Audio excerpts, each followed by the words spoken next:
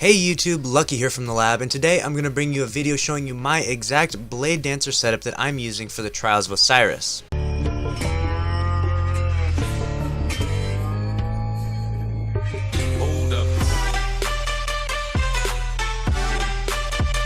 Alright, first things first, I'll start off in the grenade column. I like to use the skip grenade. This is an excellent grenade. It bounces off the ground, it tracks after enemies. If you throw it in the general vicinity of enemies, it generally picks them up and tracks onto them.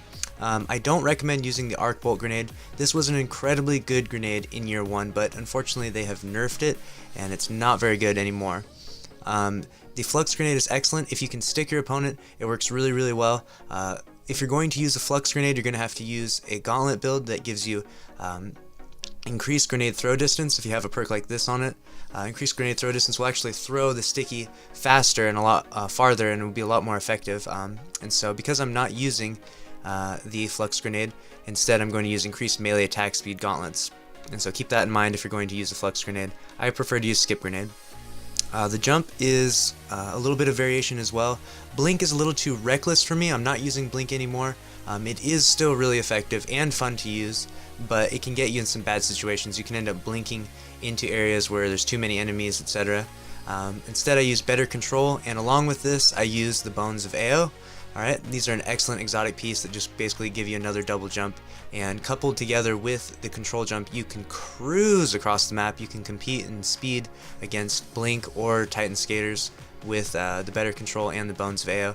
I don't recommend the higher jump at all, and so better control with bones is an excellent way to maneuver across the map in a very rapid pace. Next, I'll go on to the BladeDancer perk. There's 3 options. I always choose Razor's Edge. Basically, it puts Arc Blade across the ground. It has like a shockwave across the ground in a straight path. It's really effective, much more effective than Showstopper. Showstopper is only effective in a very small area. If you're in a very small area, though, it's probably best to just use R1 instead of using the R2 for your super. Going invisible has its positives, but using the BladeDancer super makes a loud noise. Going invisible makes another loud noise. It's probably not to your advantage to go invisible, not to mention the super doesn't last that long, and if you slash at all, you're going to lose your invisibility, so I don't ever use Vanish for PvP. I always use Razor's Edge, always have, even from year 1, and that's basically just a standard, in my opinion, for using your BladeDancer super.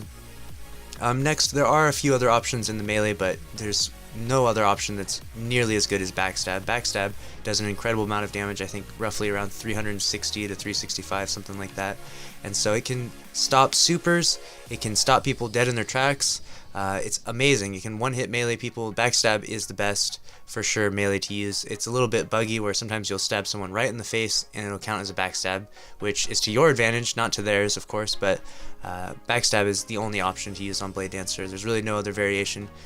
It could be nice to get maybe more blink strikes, but not comparative to just one-hit meleeing people. People use different, right here, training focuses, but I always use battle recovery and toughness. On all of my characters, I always use battle recovery and toughness. I don't want to get one hit by a trip mine or anything like that, so I just keep it on recovery and toughness, and especially because hunter recovery is really slow. Alright, the next part is quick draw. Quick draw is really effective. Fleet-footed is also a viable option, especially if you're shotgunning. You know, using fleet-footed can be excellent. Increases the maximum sprint speed and you slide farther. It's like having knee pads on your shotgun.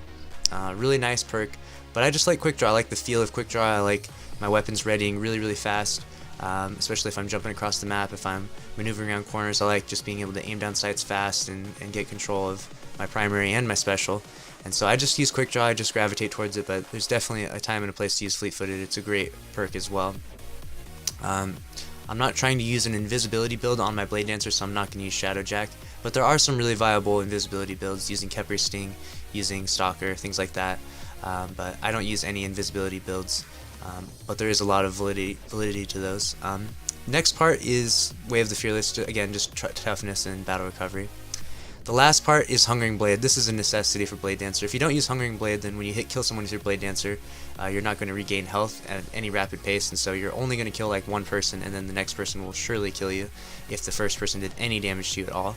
But Hungering Blade will allow you to wipe out an entire enemy team in Trials, in Iron Banner, and other game modes allow you to get multiple kills. Hungering Blade is an absolute awesome perk. It works not just for the BladeDancer, but for your melee, so if your backstab one-hits someone, then you'll get your health regenerated as well. I don't use Stalker, although again there is a nice invisibility build that you can use. Killing an enemy with an arc blade extends its duration. I don't really use this much either. I just stick with Hungering Blade. I'm trying to get multiple kills with my BladeDancer, and I like to get the health regen off of my charged melee every now and again. So that's it. That's my BladeDancer build. I'll show you a little bit of what I'm using here. Got the bones on, using exotic on my boots. If I had the Tarantella, I would use that. It's an excellent chest piece. I'd probably use the Tarantella.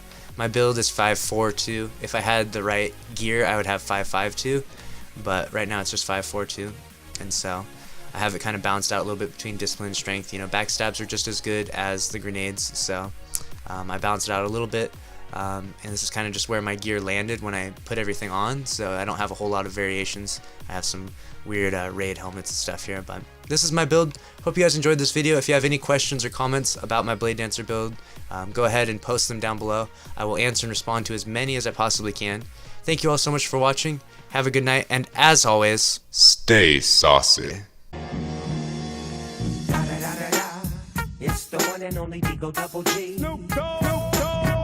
Hello, I'm Quick Darch. Thank you for watching this Lucky and LUCKYY video. Please be sure to leave a like and subscribe for daily Destiny videos. Thank you and good night.